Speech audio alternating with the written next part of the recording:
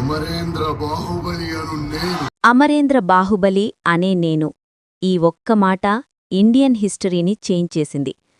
5 years కష్టం, ఒక పిచ్చివాడి పట్టుదల, ఒక నమ్మకం ఇండియన్ సినిమా సింహాసనంపైన కూర్చోపెట్టింది. 2017 రిలీజైన బాహుబలి 2 ద కంక్లూజన్ ఒక సునామీలా వచ్చి చరిత్ర తిరగరాసింది. First day 1.05 crores footfalls, long రన్లో 10 క్రోర్స్ ఫుట్ఫాల్స్. రిలీజైన అన్ని చోట్ల ఇండస్ట్రీ రికార్డ్స్.